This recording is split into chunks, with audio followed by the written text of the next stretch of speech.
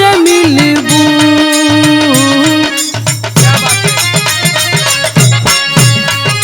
हमसे मिलबू हमार हो जइबू, हमसे मिलबू हमार हो।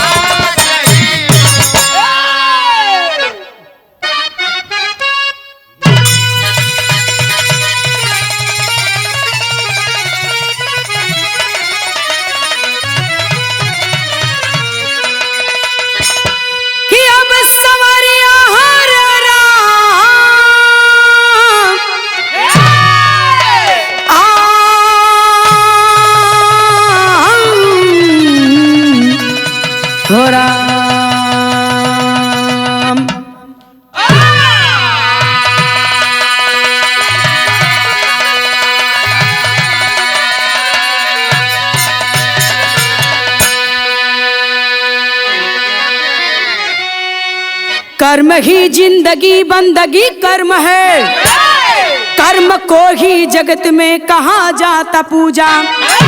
कर्म अनुसार मानव की होती कदर, कर्म अनुसार डॉक्टर है भगवान दूजा। एक घटना सुने ऐसे भगवान की, जो गली दर गली घेरे बैठे हैं नाका। ज्ञान कुछ भी नहीं, ध्यान पैसे पे है, सब सियाराम शरेआम डाले है डाका।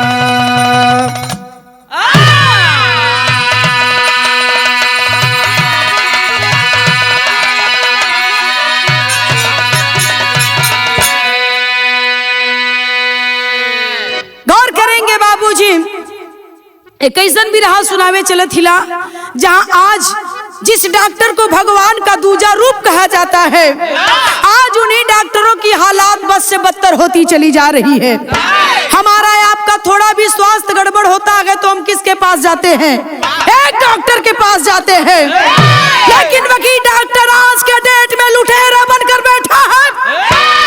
कहाँ जाएंगे हम, किसके पास जाएंगे? गली गली हर चट्टी चौराहे पर इनके एजेंट बैठे हैं। ऐसी कहानी आपको सुनाने जा रही हूँ, कलेजा द्रवित हो जाएगा, भरोसा उठ जाएगा, विश्वास खत्म हो जाएगा डॉक्टरों पर से। बिरहा में एक लाइन गजल है मास्टर साहब, कवन?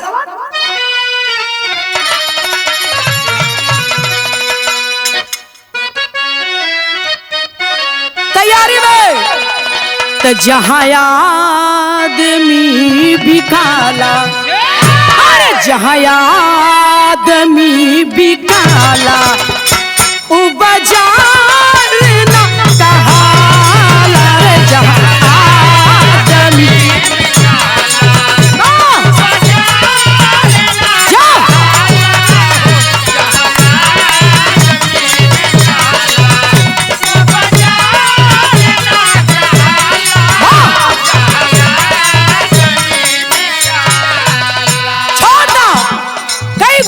बढ़िया लाइन विराह में कवि जी भाव में लिखे हैं।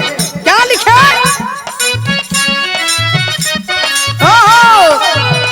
किस पे करे भरोसा, किस पे करे भरोसा, यहाँ कोई नहीं हमारा। किस पे करे भरोसा,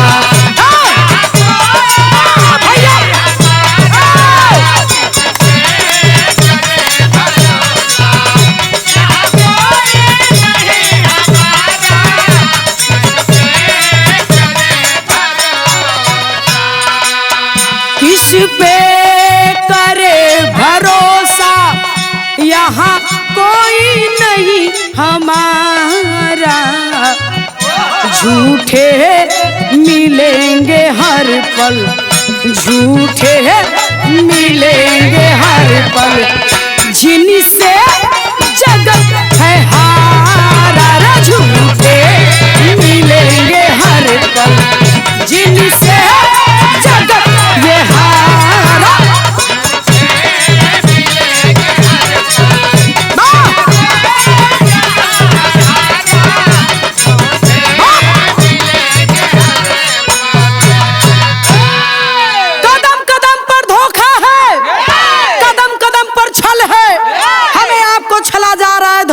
दिया जा रहा है। सतर्क रहने की जरूरत है। आंखें मूंद कर चलने का जमाना नहीं है, आंखें खोल कर चलिए।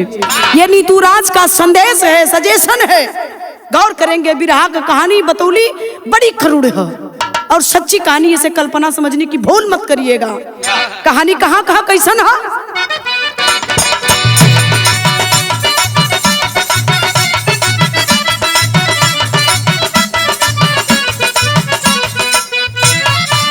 सुने, इंसान में इंसानियत जरूरी है, मगर अफसोस आज कल्पना ये कोरी है।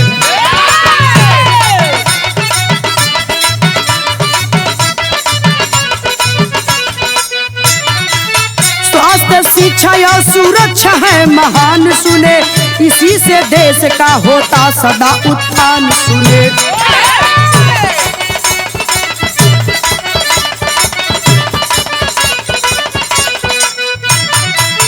कहानी स्वास्थ्य की प्रकाश में आई है, बड़ा गरीब गढ़वा जिले का मिठाई है।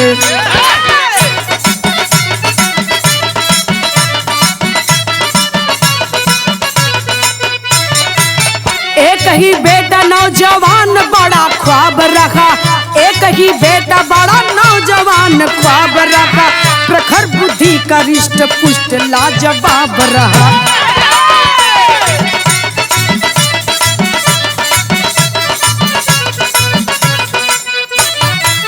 बनूंगा फौजी उसके दिल में बड़ी इच्छा है, मगर दुर्भाग्य ने गजब लिया परीक्षा है।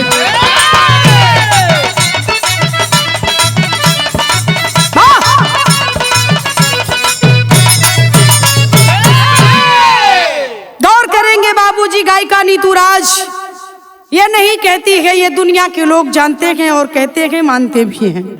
हमारा हिंदुस्तान 3 विभाग पर टिका हुआ है, स्वास्थ्य, शिक्षा और सुरक्षा।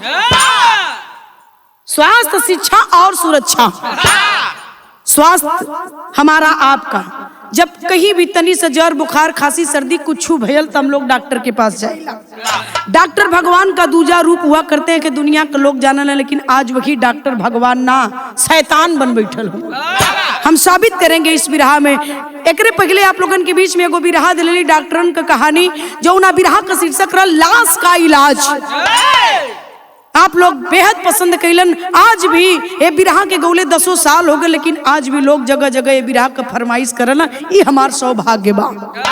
अब एक बिरहा आप लोगन के बीच में देती, गंवार डॉक्टर पेट में कैची, कैसे, केकर, कहाँ, कब, यह साबित करे चलत छिला। बात गढ़वा जिला का। गढ़वा जिला में रखे वाला एक मिठाई नाम का गरीब आदमी, जेकरे एक बेटवा रहल और बेटवा रिष्ट पुष्ट सुंदर रहल, बुद्धि का तेज रहल, पढ़े में निक रहल। एक लाल बड़ा लाड प्यार से मिठाई अपने बेटवा के पाल पोस के बड़ा कैलन। लइकवा का इच्छा रहल कि फौज में फौजी बनब, देश का सेवा करब, देश खातिर कुछ करे के इच्छा जाग गई नौजवान के दिल में। मिठाई खल कि अरे बचवा, एक लइका हुआ फौजी बनबा, खला ए बाबू, अगर जिए करे तो चाट रही है, जिए मरे करे तो एक रही मर जाई, देरा मत फौजी बनब। ए भैया हो, यही से कहानी शुरू होती है। लेकिन दुर्भाग्य है, गरीबी परीक्षा ले ले, जेकर गरीबी परीक्षा ले ले है, फिर ओकर दुनिया में केहू का परीक्षा ले। बिरहा में बड़ी बेजोड़ एक लाइन तर्ज लगल मास्टर साहब, कवन बाबा यह गीत बा कोनो दुल्हन कहले ह, नहीं नहीं शादी भइल ह, कहले ह राजकोट के सपोर्ट नहीं चाहिए पिया,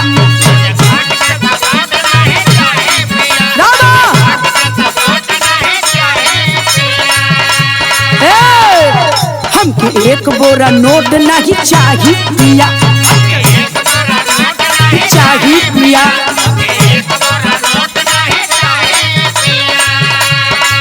राजकोट के सपोर्ट नहीं चाहिए पिया, हमके एक बोरा नोट नहीं चाहिए पिया। इज्जत उतराता अबो से ढाकिला, अरे ढाकिला, यहाँ तक तू राखिला, नाही तो तलाक दा, नाही तो तलाक दा।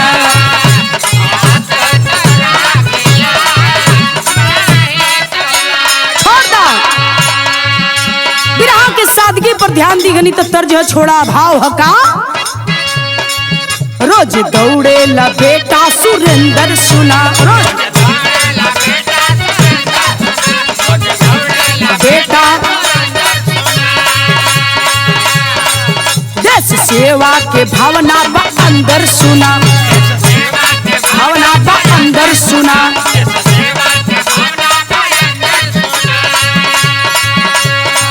रोज दौड़े ला बेटा सुरेंद्र सुना, देश सेवा के भावना बा अंदर सुना। रोज लागल रहे रात दिनवा सुना, अरे दिनवा सुना। पढ़ावे पसीनवा सजावे सपनवा, पढ़ावे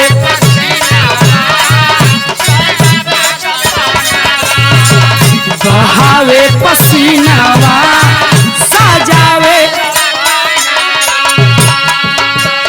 बहावे पसीनवा सजावे सपनवा। मन में लालसा फौजी बनब, दौड़ा था पसीना बहावा था, फौज में जाब फौजी बनब, देश का सेवा करब। एक दिन अचानक दर्द भइली,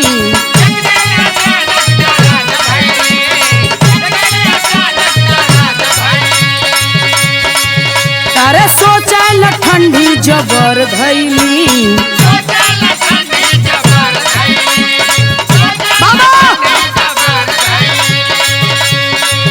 लेकिन गईली ना बीतल दिन चार हो, अरे चार हो। बहाबू बाजार करे बेटा उपचार करे, बहाबू बाजार करे बेटा।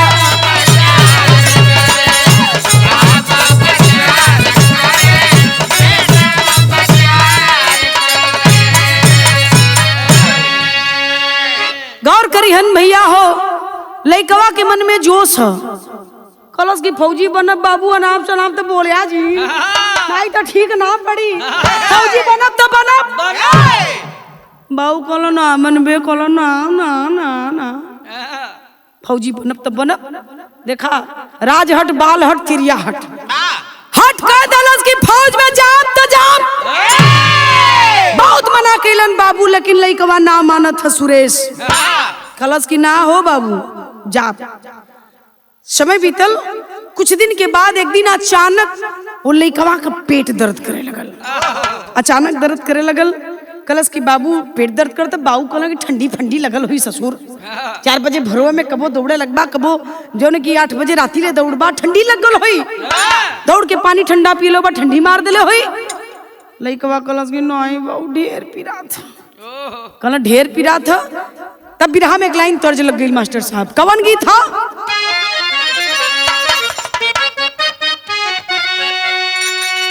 मेहरारू गावेली हमारे कवि जी कोरी के चौबेपुर का, का गावेली भैया कि आज एकादशिया, अरे बिहाने दुआदशिया तेरसिया के आई है हमारो सजनावा तेरसिया के नाम, तेरसिया के नाम।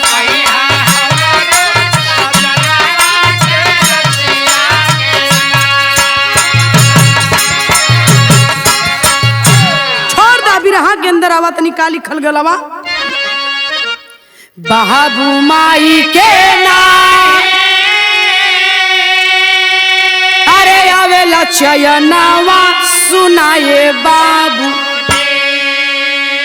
बीते लागल कई दिनावा सुनाए बाबूजी,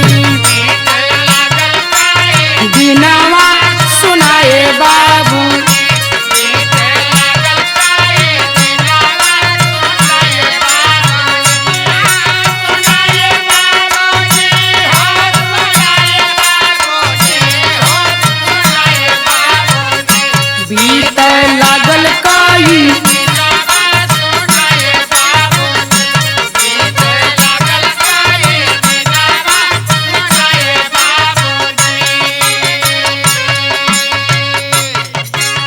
भेजल शहर में बड़े डॉक्टर के पाजरवा,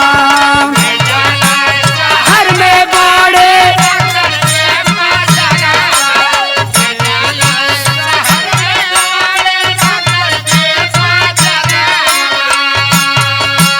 चेकअप कई के डॉक्टर बतावला उपचरवा, बताव उपचरवा।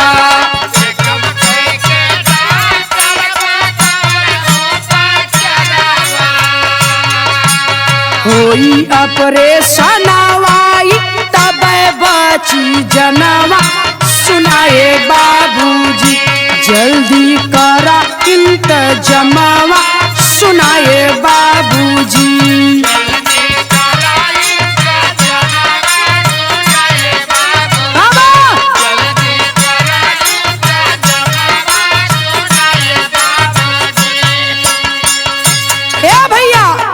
लड़कवा आखिरकार जौन फौजी बने के मन में जो सपना है, बीमार हो गए, बड़े डॉक्टर के पास लेके गईलन जब मिठाई अपने लड़कवा के इलाज खातिर, तो डॉक्टर अल्ट्रासाउंड कैलन और चेकअप कैलन, कैले के बाद कहलन कि 50,000 रुपया लगी लड़कवा का ऑपरेशन करे के है, पेटवा में अपेंडिक्स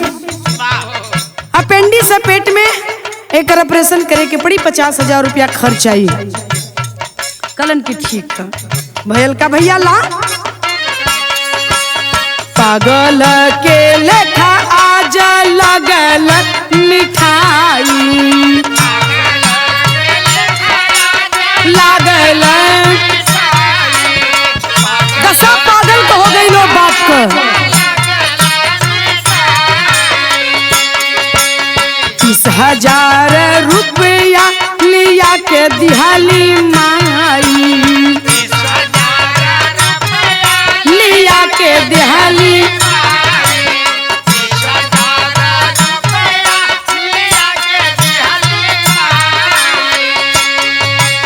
30,000 रुपया वो लड़कवा कमाई लिया के देने कलस कि ये डॉक्टर साहब भाई पैसा ला मेरे लड़का का ऑपरेशन करा, एक लड़का हमारे कुछ हो जाई तम जी के का करो। कला इतने से बात न बनी थे और माई का कैले है भैया हो, बेचली गहनवा खाली होई गईल तनवा, सुनाए बाबूजी बीती गईल कई दिनवा, सुनाए बाबूजी दिनवा, सुनाए बाबूजी।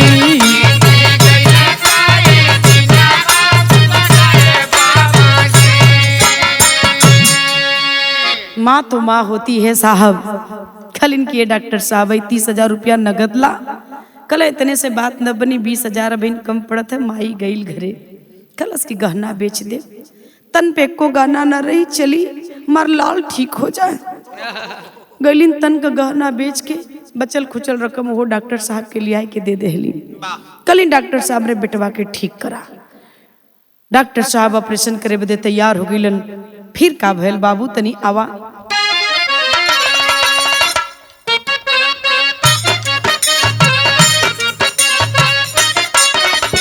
यह गीत बा,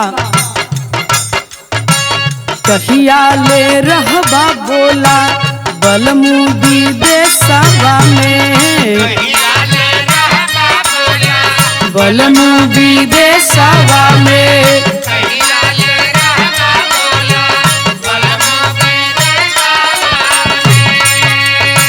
कहिया ले रहबा बोला बलमू विदेशवा में, तयखिया रोज रोज देखले डकारिया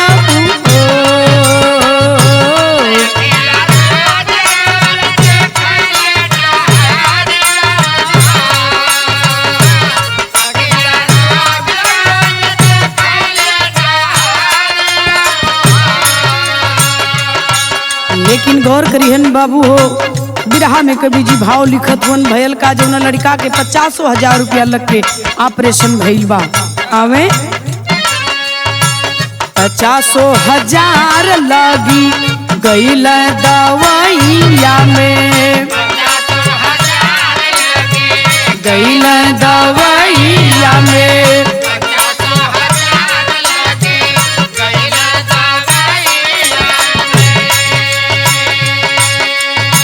50,000 लगी गईल दवाइया में। त माई बाबू लेके आइल बाटे घरवा, लेके आइल बाटे घरवा।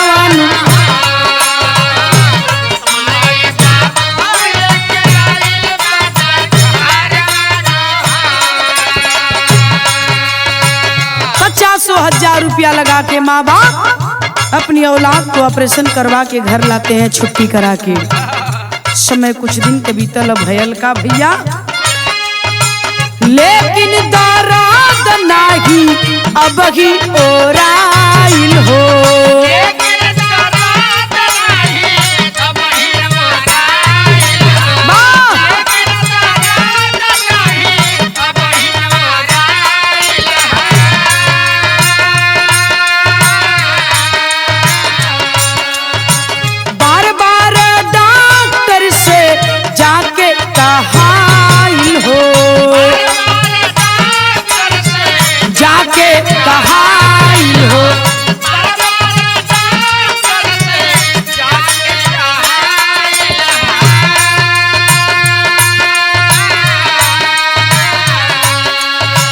एक दिन तक गजब दे खवल झिठाइया के,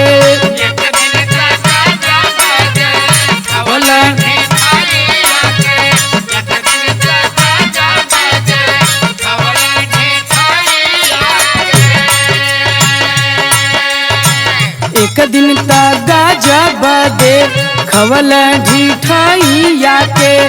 त कहला होई कौनो आवारो करानवानु हो, कौनो आवारो करानवानु हो।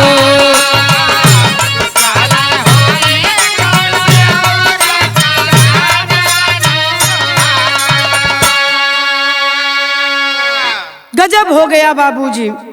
50,000 देने के बाद भी उस नौजवान का दर्द नहीं गया। एक गरीब से पूछिए 50,000 उसके लिए कितना मायने रखता है। जिसके घर में 2 वक्त की रोटी बड़े मुश्किल से जुटती है, उस गरीब से पूछिए कि वह 50,000 की रकम कितनी मेहनत से इकट्ठा किया होगा। आखिर इन डॉक्टरों को यह बात समझ में क्यों नहीं आती है। आज 50,000 की वह मोटी रकम दे करके अपने बेटे के अपेंडिक्स का ऑपरेशन करवाया मिठाई ने, लेकिन बेटे का दर्द ज्यों का त्यों बना है। कल कि बाबूजी दर्द हमार जैसा रहल वैसा दर्द हमार अब्बो हो, बल्कि ई कहलो जा कि और बढ़ गया। 50,000 देले के बाद भी हमके शांति चैन ना है। बाबू कलन बेटा सही बोलो। कलस की बाबू हम गलत काहे के बोलब, काहे के हम गलत बोलब। हमार बाप हुआ मतारी हुआ तो लोगन भगवान हुआ तो लोगन से झूठ बोल के हम कहाँ रहब। डॉक्टर के पास गेलन, कलन की डॉक्टर साहब मेरे बेटे का दर्द नहीं गया है। कलन क्या बात कर रहे हो। कलन डॉक्टर साहब इतना पैसा दे ली, अब तो हमारे लड़का के ठीक हो जाए कि चाहिए। फिर चेकअप करवाए डॉक्टर साहब, फिर चेकअप करवाए, और जब फिर चेकअप करवाए तो बारे गद्दार डॉक्टर क्या करता है, बिरहा में टेरी लग जाई मास्टर साहब। बाबा अरे बतावला फिर दोबारा पथरी, अरे भैया बतावला फिर दोबारा पथरी। कैला ऑपरेशन फिर गई बस सबके अखरी अखरी अखरी अखरी। बतावला फिर दोबारा पथरी। दोबारा चेकअप करो डॉक्टर साहब ओकरे शरीर का। और जब दोबारा चेकअप करो तो कलन की सुना वो रोग तो एकदम सही हो गल है। हम ना बतौली तो लोगन के, हम सोचली कि दवाई वाई दे छोटा मोटा होई 2-3 ml का ठीक हो जाई, पेशाब के रास्ते से निकल जाई। ना बतौली कलन खा, कलन की पेट में पथरी है। आओ ई समस्या बढ़ गई लिया, दवाई से ना ठिकाइल न पेशाब के रास्ते से ही बहरे भयल, यही का दर्द है लड़का के सतावत बा।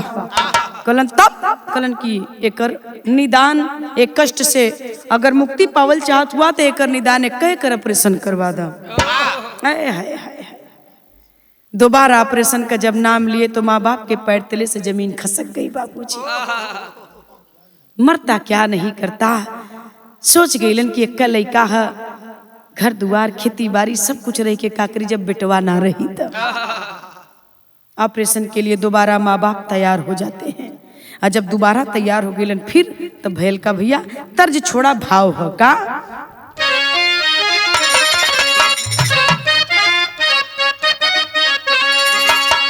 हो गयल है ऑपरेशन तब भैल का, अरे तब ना ही गईल बहाटी, अरे पेट का दर्दिया रामा,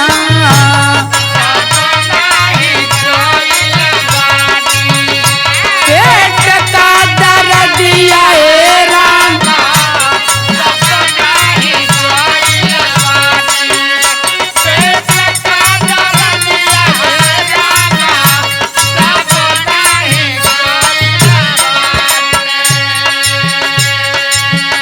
कहले पे डॉक्टर अवरी करबो कर दिया रामा,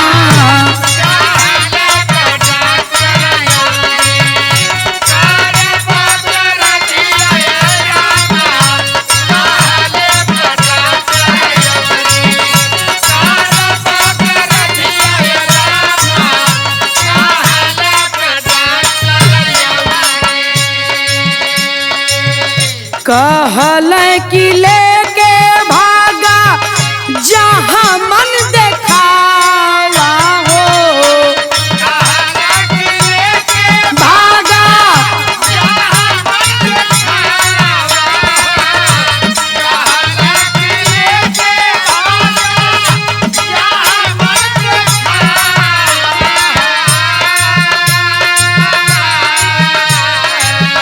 आखी के जी के हटावा हो, जल्दी हटावा मेरे आँखी के सामने से।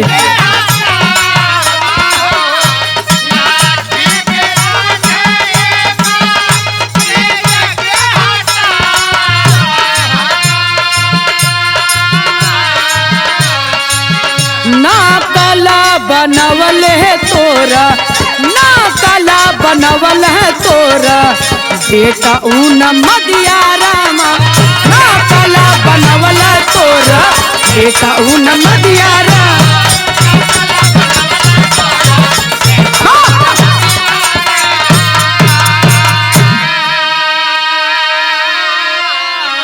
और पैसा लगल भैया, दोबारा वो लइकवा का फिर ऑपरेशन कैला पथरी के एदा पारी, पहली बार अपेंडिक्स का कैला, दोबारा पथरी का डॉक्टर साहब ऑपरेशन कैलन। ठीक है दोबारा भी ऑपरेशन हो गया, अब तो दुख होकर खत्म हो जाएगा चाहिए, अब तो दर्द पीड़ा खत्म हो जाना चाहिए, लेकिन दर्द ज्यों का त्यों बरकरार है। फिर कुछ दिन के बाद डॉक्टर साहब के पास कैलन, कलन डॉक्टर साहब अभी भी दर्द मेरे बेटे का गया नहीं, वैसे ज्यों का त्यों है। डॉक्टर साहब का कहना जाना थून भैया, डॉक्टर साहब कहना कि तोर लड़का एक नंबर का नकलची है, नखड़ची है, उन्माद करा था, न एक दर्द है न पीड़ा है न कुछ, खाली तोहन दोनों प्राणी के परेशान कर भाग, आओ जल्दी मेरे आंख के सामने से हट जाओ, हट जाओ, और अपना मनहूस चेहरा लेकर अब मेरे सामने मत आना, जाओ जहां मन करे वहां दिखा लो। डांट के डॉक्टर साहब अपने चेंबर से वो मरीज के और माई बाप के निकाल दिलन, अपने चेंबर से निकाल दिलन। बाबू गौर करियन, आज होत का है, 2 बार ऑपरेशन करने के बाद भी उस बच्चे की हालात ये है, आप समझ सकते हैं क्या हो सकता है। तीसरी जगह डॉक्टर साहब के भगौले के बाद वह पति पत्नी अपने बेटवा के लेके पहुंचे। तीसरी जांच जब होती है उस बच्चे के बॉडी की, समझ सकते हैं पेट की तीसरी जांच होती है, जिस जांच में 14,000 रुपया उस लड़के का लगता है। और जब जांच होती है तो पता चलता है कि इसके पेट में कुछ है, इसके पेट में कुछ है पता चलता है।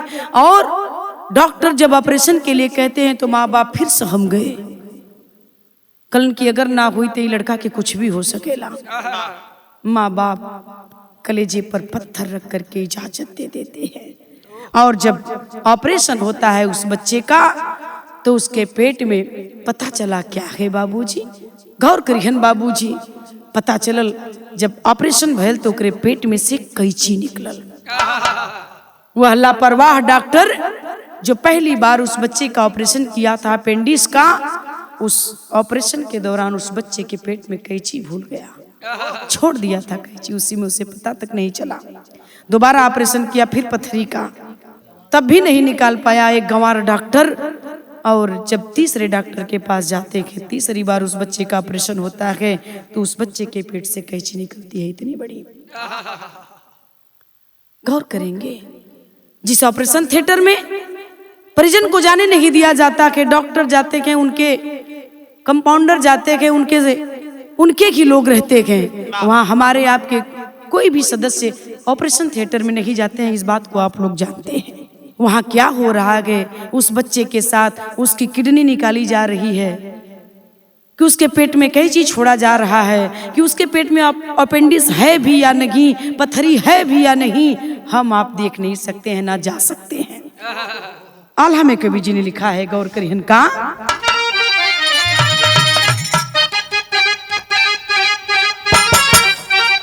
सीधा साधा गौवा वाले, सीधे साधे गौवा,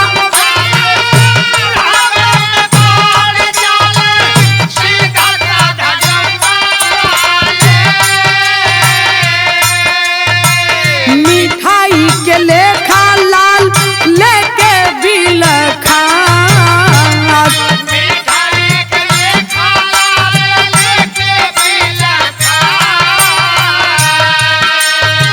सुनता खबर सब आवक होई गईला बाबू, सुनते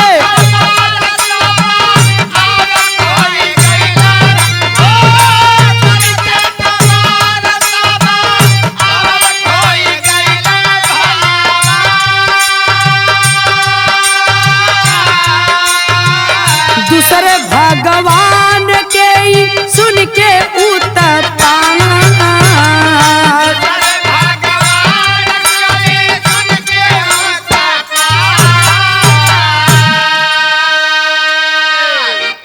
ऐसे मिठाई के जैसे माँ बाप अपनी संतान को, अपनी औलाद को लेकर, अपने परिजन को लेकर न जाने कितने लूटे जाते हैं। इनके लुटेरे जगह जगह, चट्टी चौराहे पर, हर गली में, हर लोग, इनके दलाल हर जगह मौजूद हैं। बहुत अच्छा डॉक्टर हो, बहुत अच्छा रिपोर्ट बनाओ ना, बहुत अच्छा दवाई देना, बहुत सस्ता में ऑपरेशन करो ना, पता नहीं कितना लोग ठीक हो गई ना, इन कहीं कितना लोग मर के चल गई ना। ए भैया, कितने लोगों का घर बिक गया, कितने लोगों के खेत खरिहान बिक गए। अपनी संतान को, अपनी औलाद को बचाने के लिए माँ बाप कभी कोई कोर कसर नहीं छोड़ते हैं। मिठाई जैसे कितने लोग तबाह हो गए। आखिरी में सवाल है, शासन प्रशासन से निवेदन है, ऐसा गुनाह करने वाले डॉक्टरों पर लगाम कब लगेगी? गौर करेंगे बाबूजी। एक निवेदन और करना चाहती हूँ इस विराह के माध्यम से, कि जहां जिस ऑपरेशन थिएटर में मरीज का ऑपरेशन होता है वहां पर कैमरा लगाया जाए, ताकि परिजन बाहर से देख सके कि उसके परिवार के साथ अंदर क्या हो रहा है। माना कि आप अंदर नहीं जाने देंगे, मत जाने दीजिए, ठीक है, लेकिन ऐसा कोई सीक्रेट रूम हो जहां कैमरा आप लगाए, परिजन वहां जाकर के बैठकर देख सके कि मेरे परिवार के साथ क्या हो रहा है। जिसका कलेजा मजबूत होगा बैठकर देखेगा, जिसका कमजोर दिल होगा वो नहीं देखेगा, ये उसकी जिम्मेदारी है। लेकिन इतना निवेदन है प्रशासन से कि जरूर इस पर ध्यान दिया जाए। आखिरी में मेरा कहना है क्या,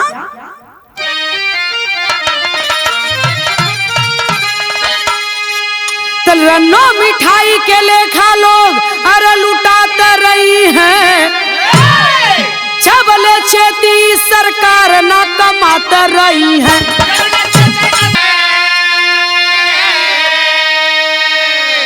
तो सुरेंद्र के चौपट कई के अरे घाती ऊ जीवनवा, अरे 5 लाख रुपया देत रहला सही तनवा, कहला खोला जनी पोल अरे शर्मा तर रही है, जबले चेती बहादुर।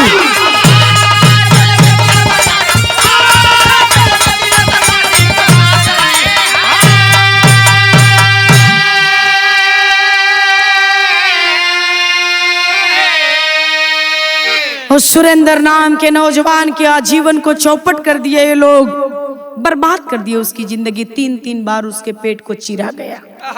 आप समझ सकते हैं जिस नौजवान की इच्छा थी फौज में जाने की, देश की सेवा करूंगा, फौजी बनूंगा, आज उसके जीवन को तो इन लोगों ने बर्बाद कर दिया। एक बार नहीं 3-3 बार जिसके पेट को खोला गया हो, ऑपरेशन किया गया हो, चीरा गया हो, फाड़ा गया हो। सोचिए उस नौजवान का जीवन में अब फिर बचा क्या। जब ही यह घटना प्रकाश में आती है दोस्तों, 5 लाख रुपया देने के लिए वह डॉक्टर तैयार हुआ परिजन को कि 5 लाख रुपया ले लो, केस को दबा दो, यही रफा दफा कर दो, मेरा कैरियर, मेरा हॉस्पिटल, मेरा जीवन सब बर्बाद हो जाएगा। लेकिन मिठाई गरीब आदमी, गरीब अपने इज्जत पर मरता है। कलश की नहीं साहब, अब तमरे लड़का के जीवन बर्बाद कर देला, हई पैसा लेके हम का कर भाई, रखा पैसा तोहार पैसा हम न चाहिए, जा कोशिश करब कि ये गरीब का बददुआ न तो है लग जाए। डरिए डॉक्टर साहब, डरिए, किसी गरीब की बददुआ लग जाएगी तो क्या होगा आपका। ये न पैसा काम आएगा, ना ये गाड़ी, न घोड़ा, न महल, न अटारी, कुछ काम ना आई। जो न दिन एक गरीब का हाय लग जाए तो गौर करिएगा कहाँ जा रहा है हमारा देश। भगवान कहते हैं जिस डॉक्टर को, आज वही डॉक्टर शैतान बनकर के हमें आपको आए दिन लूट रहा है, और हमारी आपकी आंखें खुली हैं फिर भी हम उनको देख नहीं पाते हैं। दुख है इस बात का। एक निवेदन है, आप योग्य डॉक्टर के पास जाएं, उनको अपनी समस्या बताएं और ये जरूर कहें कि डॉक्टर साहब मेरा जीवन आपके हाथ में है। कुछ डॉक्टर तो ऐसे हैं वेंटिलेटर पर लाश को रख करके परिजन से पैसा ले रहे हैं। मैं नाम नहीं बताना चाहती हूँ, मैंने गाया था, लेकिन छोड़िए, सतर्क रहें, सावधान रहें, सुरक्षित रहें, यही हम आपसे कामना करते हैं, मालिक से निवेदन करते हैं। अपनी सुरक्षा स्वयं करें, कोई नहीं है आपकी सुरक्षा करने वाला। कहानी को यही खत्म करते हैं। कोई भूल हुई होगी तो मुझे क्षमा करेंगे, और जो भाई हमारे चैनल को सब्सक्राइब नहीं किए होंगे जरूर इस चैनल को सब्सक्राइब कर लेंगे। नीतू राज इंटरटेनमेंट, नीतू राज ऑफिशियल, इस चैनल को आप लोग जरूर सब्सक्राइब कर लेंगे। कहानी यही खत्म, खानदान का परिचय। गुरु बिहारी गुरु रमन, ऐसे भी नीच वतन में श्यामा सीताराम भरत जी विश्वनाथ के मन में बतौला फिर दोबारा पथरी। नीतू सिया राम के बात गइल बा अखरी, बतौला फिर दोबारा पथरी।